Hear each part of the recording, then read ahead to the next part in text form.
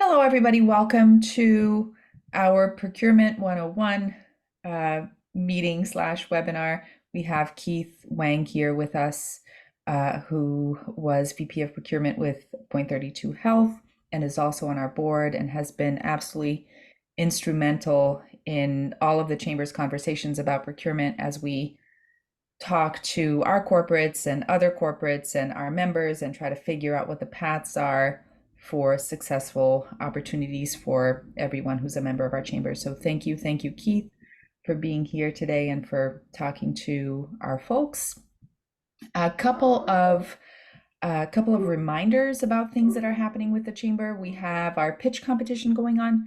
So if you haven't yet submitted your pitch deck, please do. It's going to be once again very exciting. This is our third one, and the membership team is happy to talk to you all about what the process is and what you need to do to participate. And the other reminder is that we have right now open the National Grid grant. This is a grant that's going to be administered by four organizations. We are one of them. We are going to award 4 of the grants to folks who apply through our chamber. So if you haven't seen that email from me, I sent it out on Friday. So look for that. It's a pretty simple application process, and we would love to see your application as part of the deck that we look at. Without further ado, Keith, I'm going to pass it to you. And thanks again, everyone, for joining today. I appreciate it. Certainly. Thank you. I guess I wanted to sort of preface this to have this be more open and a little bit of a dialogue. I prepared a couple of slides, just not knowing what everybody's background was, and wanted to give sort of a look under the cover as to what procurement organizations, sort of the role and what they do, and the process that we typically go through. And then after I do that, I'm really happy to let you guys ask me questions on what are some of the magic bullets, and I can tell you there really aren't any, on how to be successful within a procurement organization. So I'm going to try to share a couple of slides. Well, it looks like there are a couple of folks that have joined. So welcome to everybody. Again, Keith Wang. I am the former Vice President of Procurement for Point 32 Health, which was the merger between Tufts Health Plan and Harvard Pilgrim.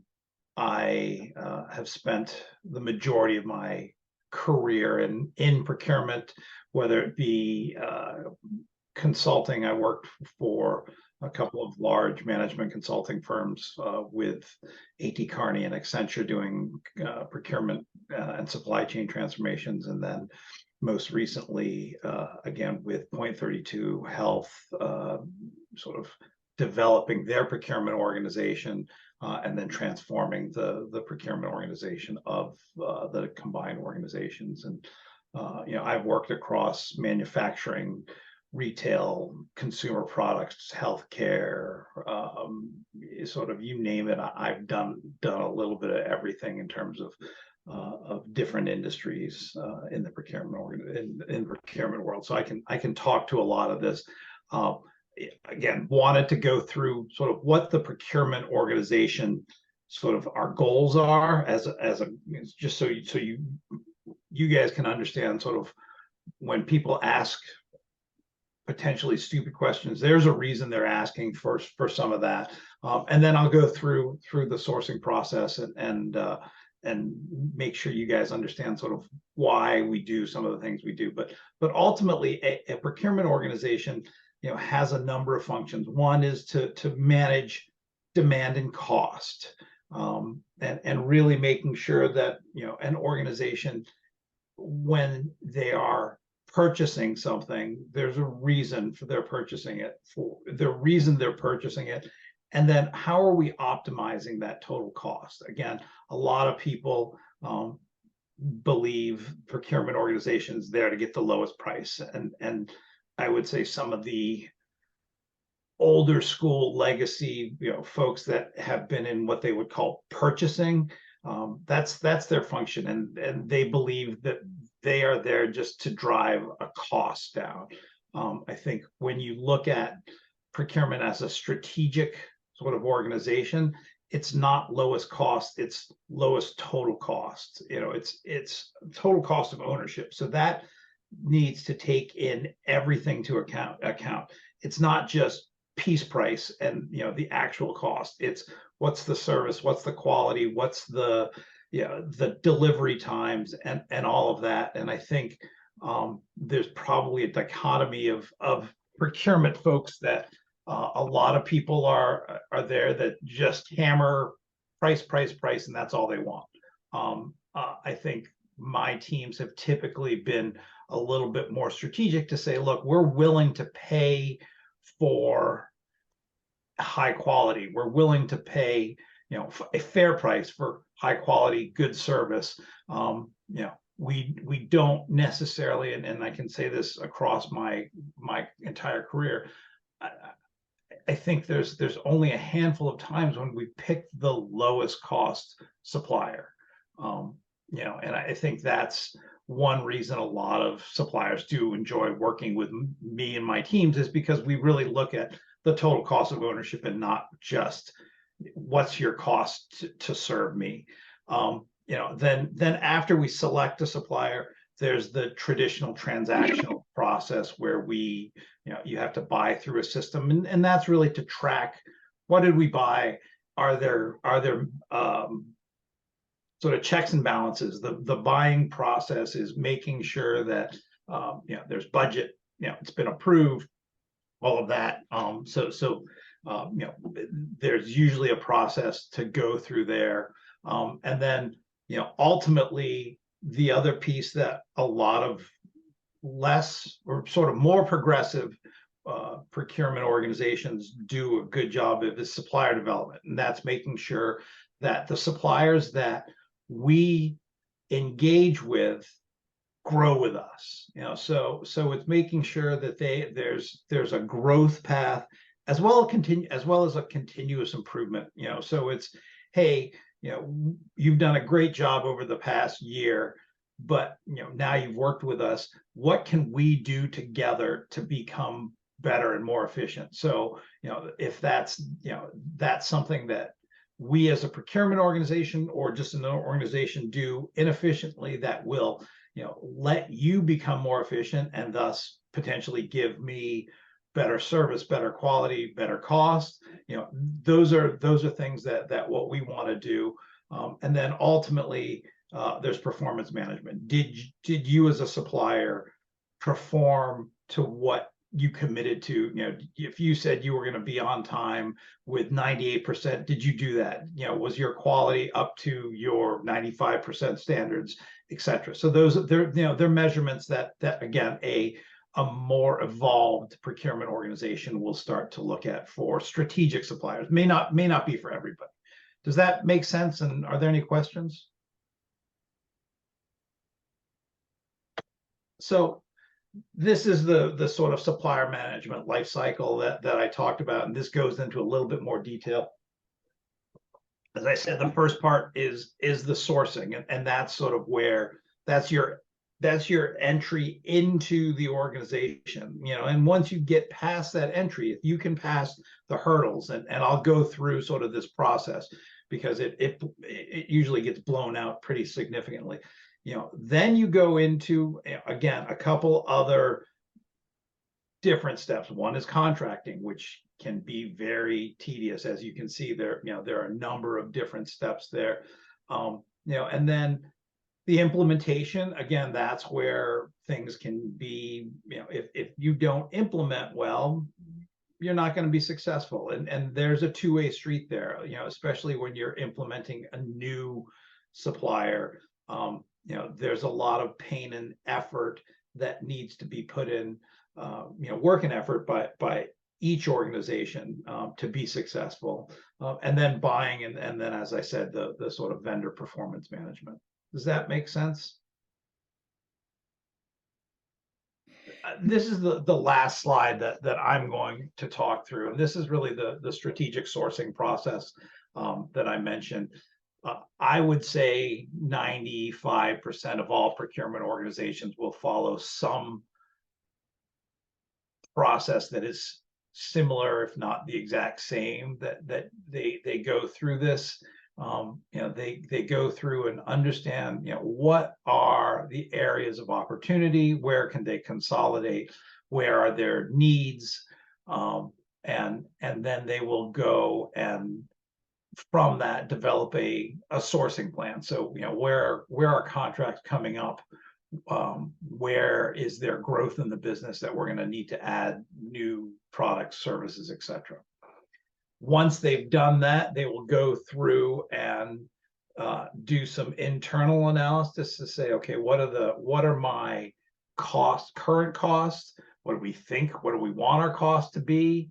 They'll do some benchmarking, and then they'll go through okay, what's the cost? If it's a current supplier that the contract is expiring, what's the cost to switch? Is this something that we've had this where the supplier management and process comes into play to say, has this supplier been good partner, bad partner? Has their cost been stable? Have their quality? They'll evaluate all of that to say, do we want to go out to bid, or do we just want to extend this? I think it will depend again on the type of sort of the sophistication of the procurement organization. I push my teams every 3 to 5 years that we should be sourcing every major category. We should be putting it out to bid, because the only way you can understand what market competitive costs are and what trends look like and where there's innovation is to put it out to bid, because then you get new blood, new suppliers. They provide you new ideas. They potentially give you more interesting cost.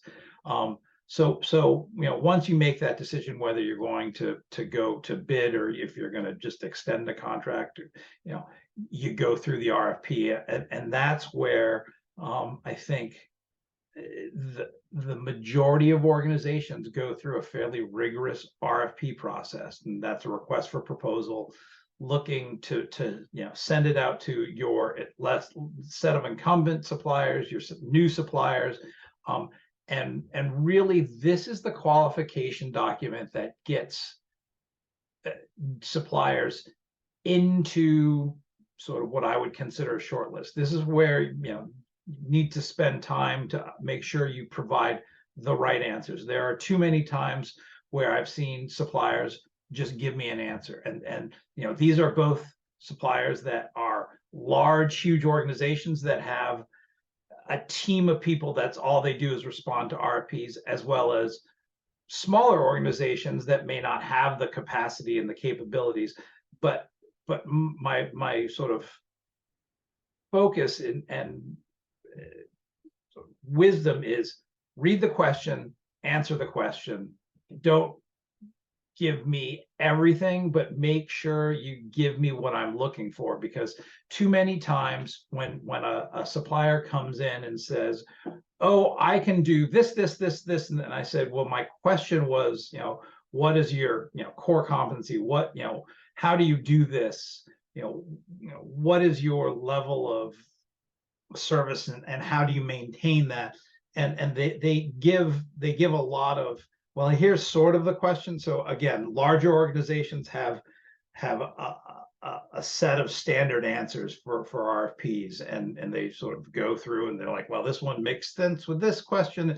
But then there are smaller organizations that often don't focus enough and want to be everything to everybody. And that's where I think, if it's not the right fit, it's not the right fit.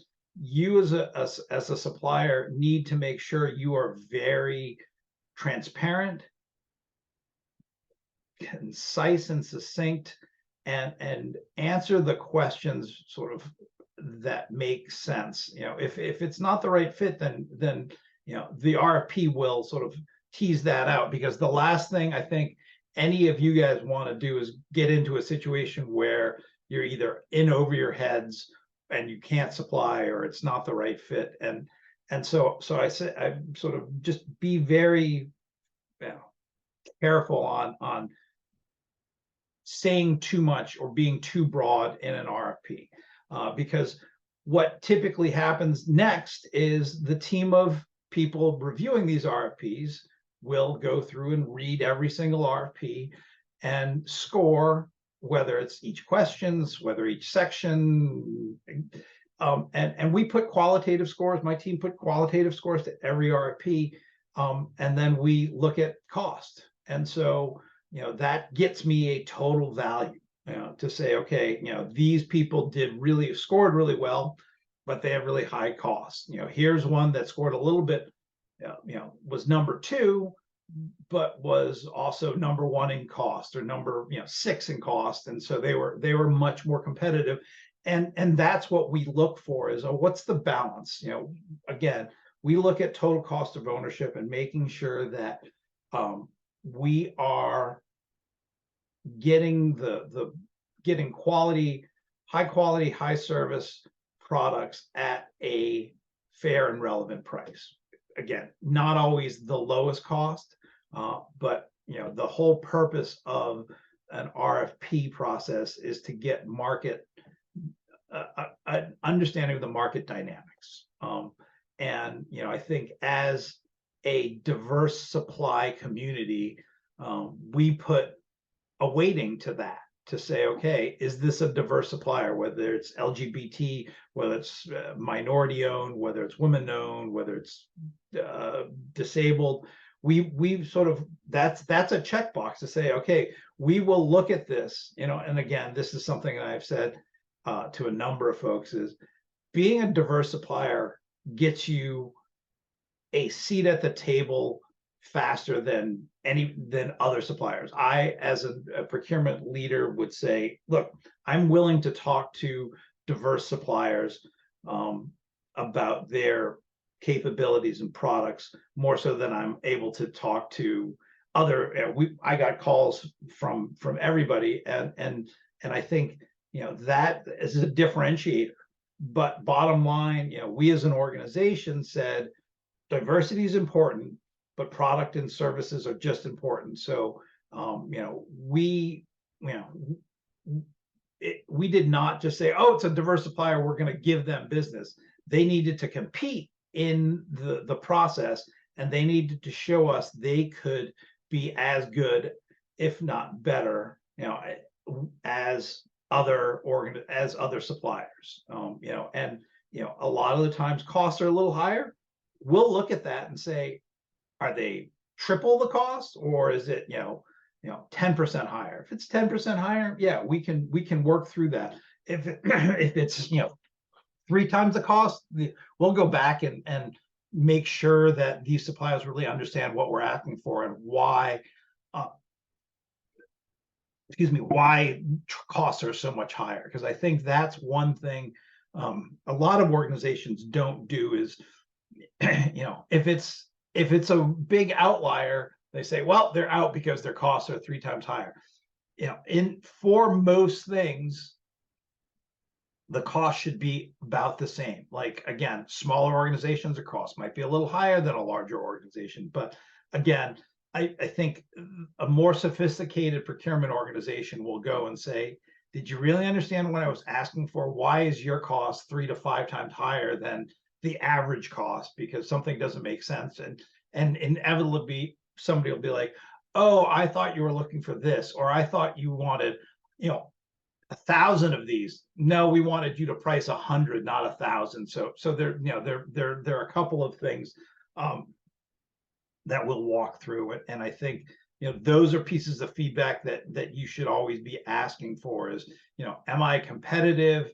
How am I in comparison to other organizations? And some procurement folks may give you some feedback, some may not. You know, I think that's, again, a level of maturity of that procurement organization. And then, you know, once we go through that RFP, you know, we score, we look at cost, and we come up with a short list. And if we sent the RFP out to 8 people, I try to come down to a short list of 3 to 4 at max.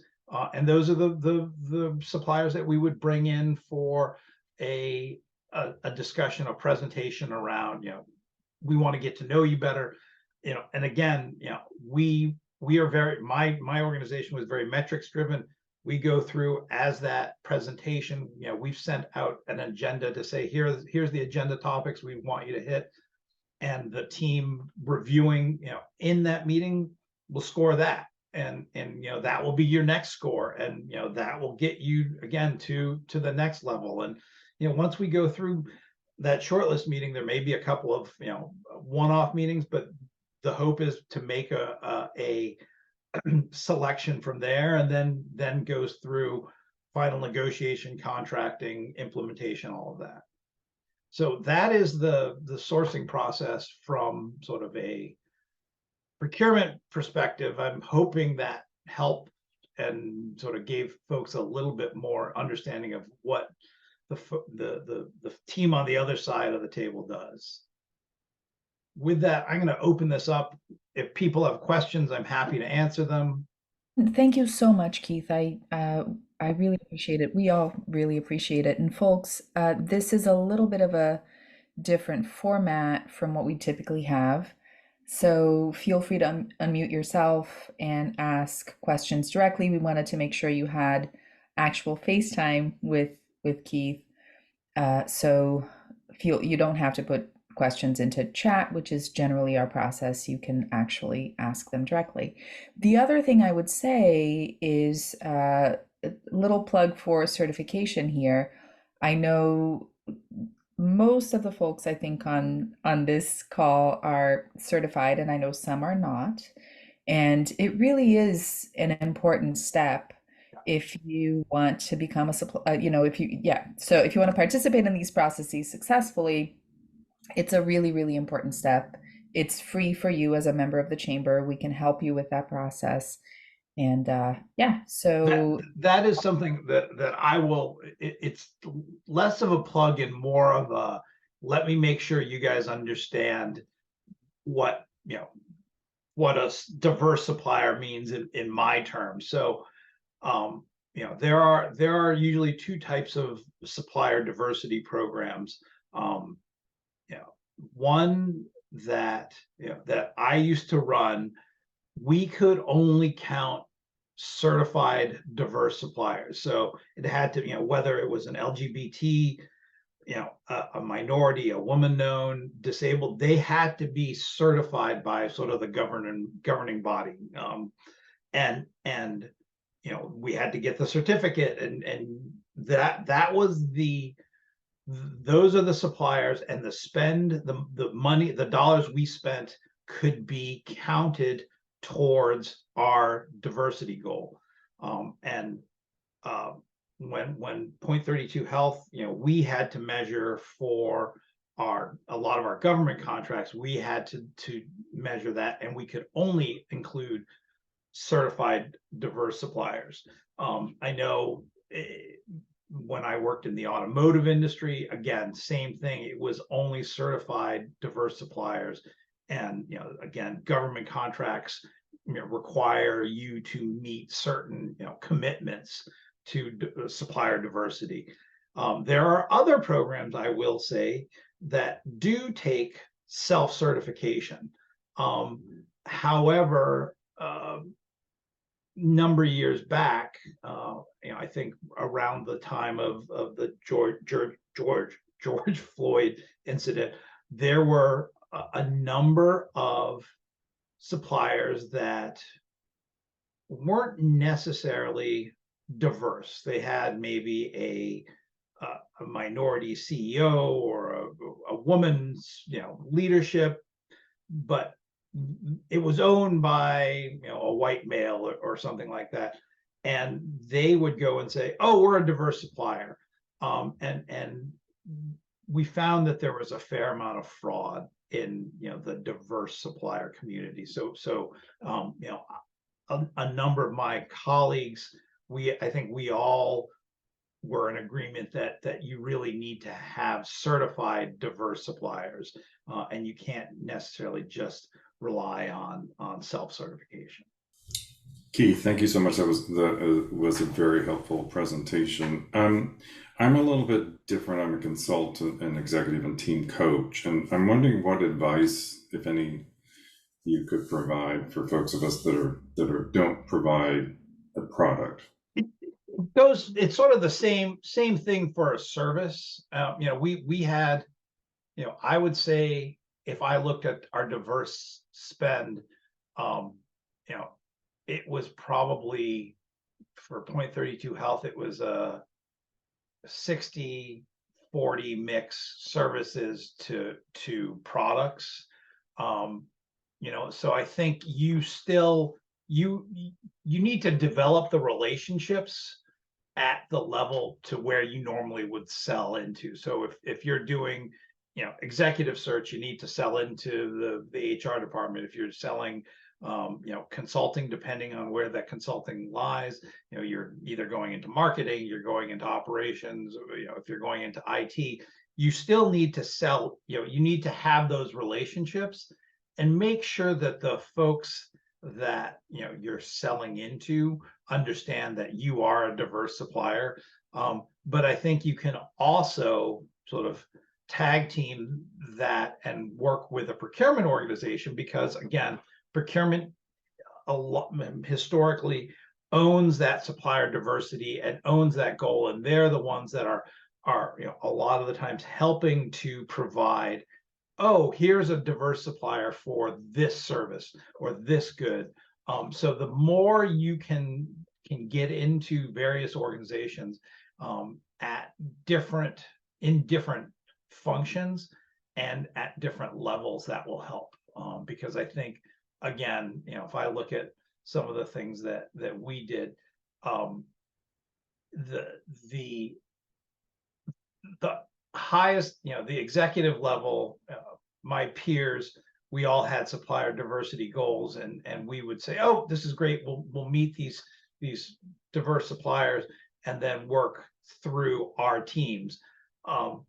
Where our teams are more junior, they don't necessarily have the supplier diversity goals. They are, a little less incentivized. They want to bring in the people they know. So I think it's that balance of making sure you have the right relationships at both the executives, getting executive support, as well as at the sort of working level, to make sure that you can sort of promote your capabilities, and making sure that the folks that you would be working with on a regular basis understand what you can do.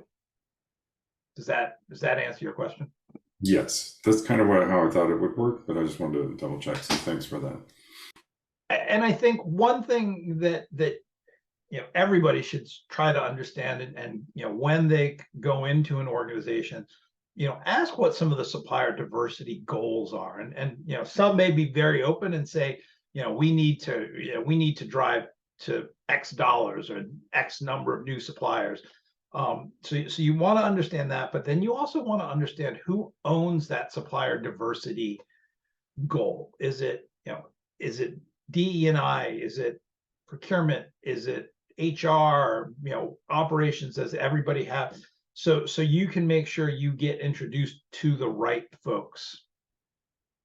Thanks, Keith. Anybody else with questions? Hi, Matt. Hi there. Sorry, I've been listening in. I did have a question, and thank you, Keith, for all this great information and for your insights. I'm curious, could you talk a little bit about kind of, if where we can be looking, like, is there like a clearinghouse that most organizations have where you can go out and look and see what they're trying to procure, or is it really just that relationship based, where you're making those connections on a one-on-one level and then kind of exploring it from there? For most organizations, it's going to be that relationship based sort of selling cycle.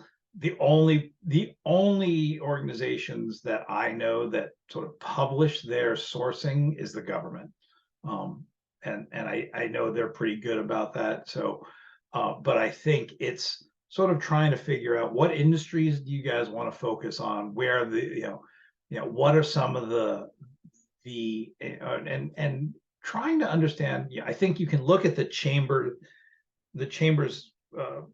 list of corporates and say, start with those, and try to get introductions in there, because those are the ones that have made a commitment to supplier diversity, and start there, and then I think that is one area that trying to figure out how to get into those organizations. I would say the chamber can help make some of those introductions, and I think if you can say, look, I know Blue Cross Blue Shield and Tufts Health Plan use X, Y, and Z services, and I provide the same thing, and let me you can work with whoever it is.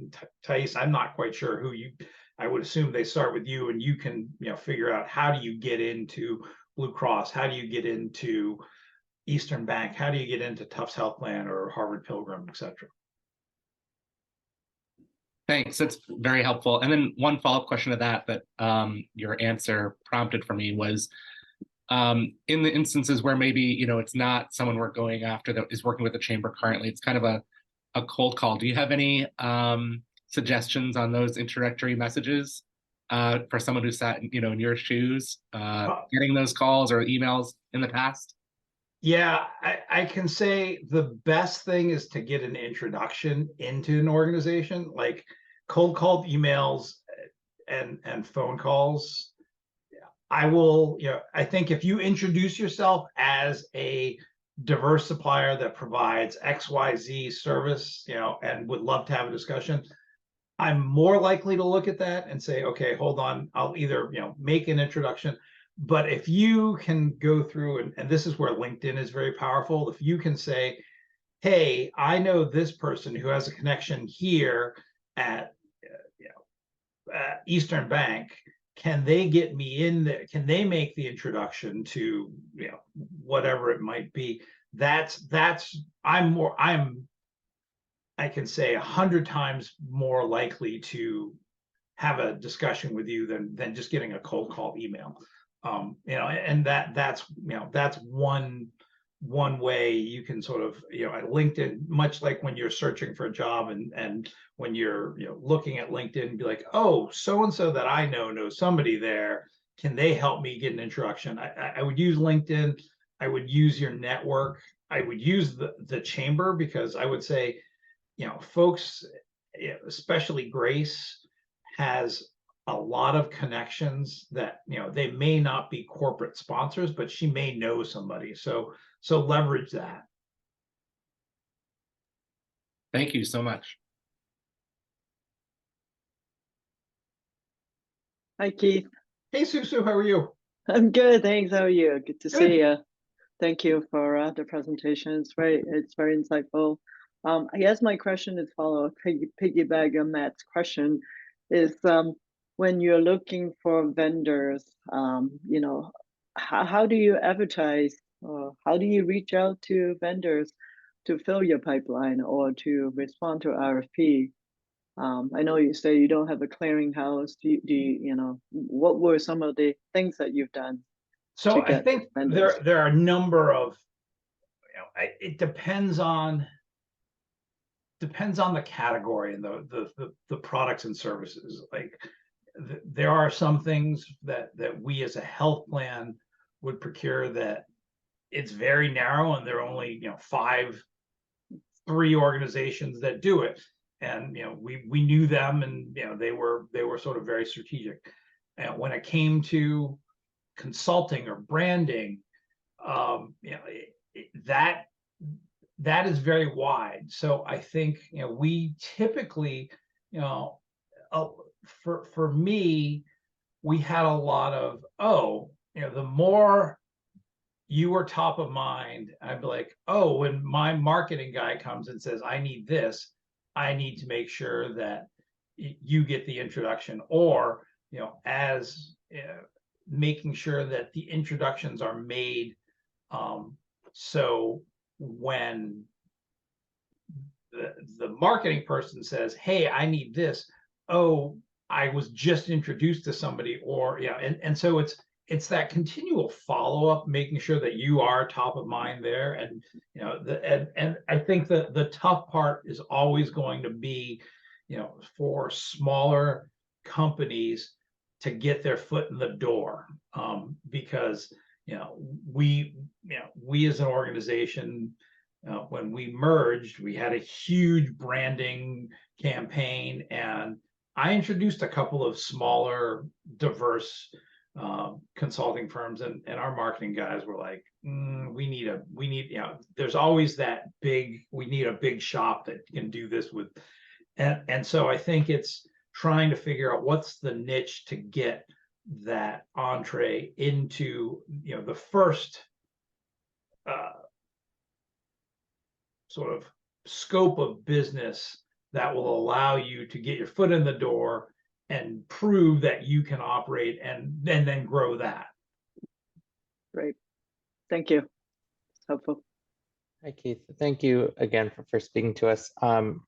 I just want to give a little bit of background to frame my question, but our organization has about 20 years of experience in the private sector, and we're in the healthcare consulting space. And I've been working this year on getting more into the public sector through the government and also large organization, nonprofit RFP processes. My question is, I think we're having a lot of trouble gaining ground because we don't have this public sector experience. And so I'm wondering, what can you do about that lack of relevant past experience? Is there a certain substitute that the private sector experience can serve, or is it really just getting in the door through subcontracting connections, something like that? Or how do you navigate that? I think what I understand, so you're doing consulting work within. Yeah, so we're doing consulting primarily with the pharmaceutical and medical device private sector companies. And you want to get more into the public sector? Yeah, so we've been working on both US government and sort of large nonprofit. Yeah, I mean, I think from my perspective, you should be able to translate a lot of the work you've done into, what the public sector is looking for. I think, again, getting the right introductions in there, but again, their process is very transparent from what I understand. The government says, here's the RFP, we're sending it out. You can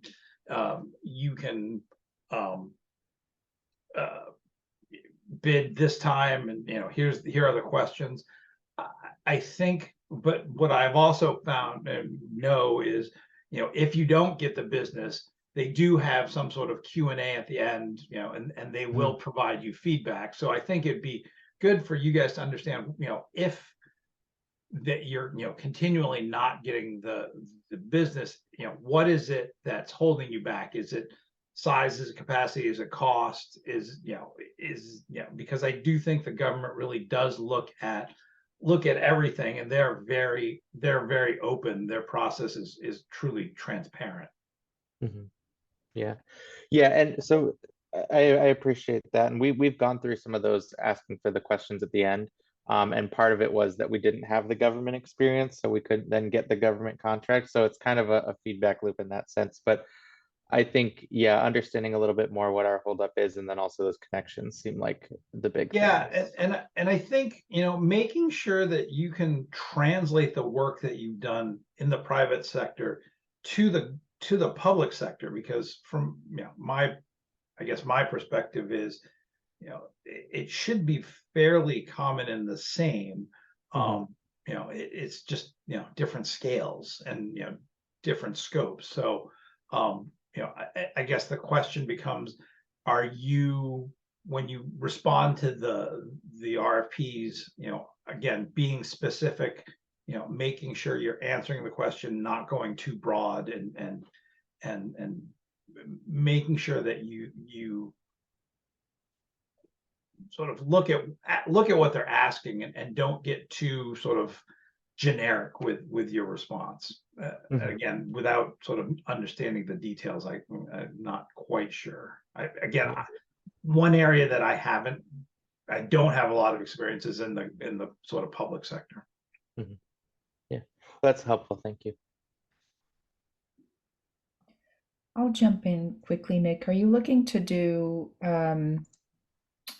business with the Commonwealth? Is that one of the avenues that you're pursuing by chance? It's something we haven't looked into extremely closely. I guess what started this is we saw there was a lot of need for our work in the federal government, particularly like NIH, CDC. And so that's where we started, but I think going straight to that's proven a little challenging. I think Massachusetts work or government with the Massachusetts government, I think could almost be like a stepping stone. But it's not something we've had the resources to look into too much yet. Okay, so I can make a connection there for you to look into Combi specifically and how to register and how to look for opportunities that might be a good fit. Mm-hmm. We have a great resource for that in John Walsh, who is he's a member of our chamber, and I call him a saint to his face. He is has been historically very generous with his time. He helped set up Combis, and so he knows it from every perspective and has always been very gracious and happy to have conversations. So I'm happy to make a connection for you if you would like. Just follow up in an email, please, if you would, and I can do that for you. And yeah, that would be great. That might be a good place to begin. Yeah, and I'll check with my boss Fabian, because that name sounds familiar as well. So I'll check to see, but that would be great. Thank you. Sure. I could just jump in real quick, Nick.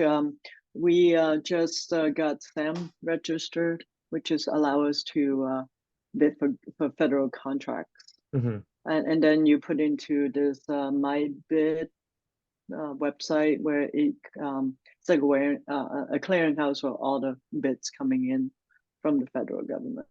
Yeah.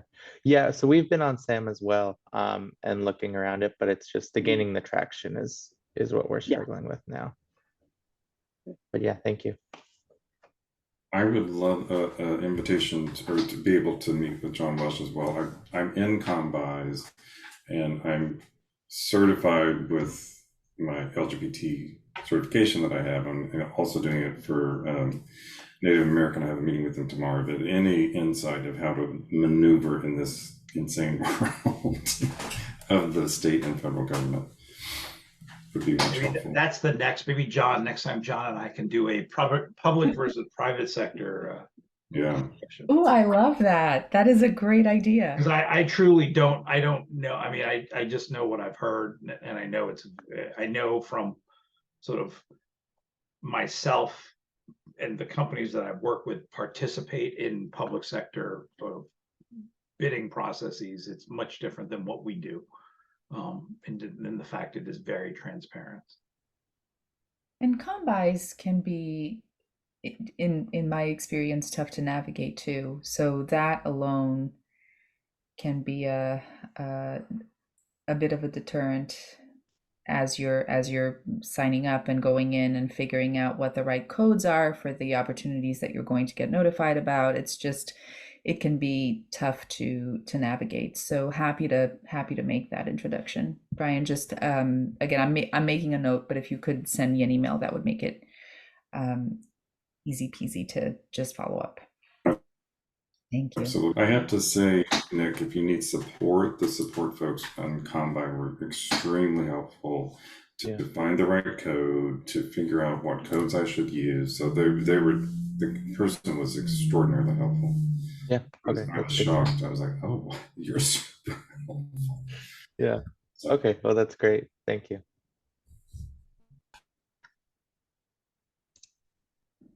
Any other questions, folks?